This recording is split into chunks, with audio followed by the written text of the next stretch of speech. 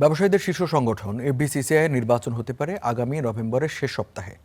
এমন একটি পরিকল্পনা নিয়েই সংশ্লিষ্ট সব কাজ এগিয়ে নেওয়া হচ্ছে বলে জানালেন এফবিসিসিআইয়ের নতুন প্রশাসক মোহাম্মদ ফজলুল হক।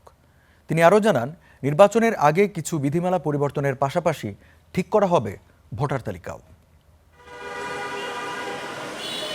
2024-এর 5 আগস্ট পরবর্তী সময়ে বাতিল হয় ব্যবসায়ীদের শীর্ষ সংগঠন এফবিসিসিআই-এর তৎকালীন পর্ষদ।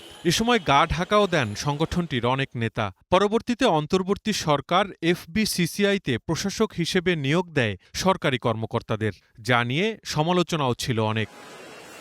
রাজনৈতিক সরকার ক্ষমতায় আসার পর এফবিসিসিআই-এর নির্বাচন নিয়ে আলোচনা তোলে ব্যবসায়ীদের কয়েকটি পক্ষ। এরই ধারাবাহিকতায় দীর্ঘ সময়ে নেতৃত্ব ছাড়া চলা সংগঠনটিতে সম্প্রতি ব্যবসায়ী প্রশাসক দিয়েছে বাণিজ্য মন্ত্রণালয়। বিকেএমই-এর সাবেক সভাপতি ফজলুল হক দায়িত্ব নিয়েছেন প্রশাসক হিসেবে। যে অন্তর্বর্তীকালীন দায়িত্বে যারা আমরা আছি।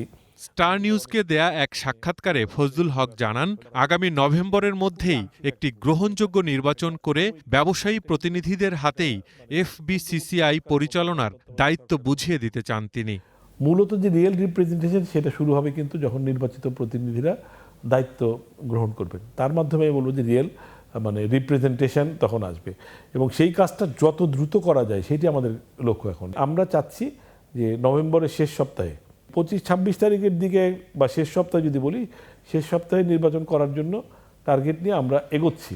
এফবিসিসিআই প্রশাসক আরও জানান, বাণিজ্য সংগঠন আইনের বিধিমালার বেশ কিছু বিষয় ঠিক করতে কাজ করছে বাণিজ্য মন্ত্রণালয়। এছাড়া নির্বাচনের আগেই ভোটার তালিকা ঠিক করা হবে বলেও জানান তিনি। নির্বাচন সরাসরি হবে নাকি আগের মতো ইনডিরেক্ট পদ্ধতিতে হবে, কারা কারা কোন কোন অ্যাসোসিয়েশন চেম্বার ভোটার হতে পারবে, তার প্রক্রিয়া কি হবে। হ্যাঁ, সো এই যে মেজর জিনিসগুলো, নির্বাচনের চেহারাটা কি দাঁড়াবে, নির্বাচনী কাঠামোটা কি দাঁড়াবে, সেইটা নির্ধারিত হবে এই বাণিজ্য সংগঠন আইনের বিধিমালা চূড়ান্ত হওয়ার পরে।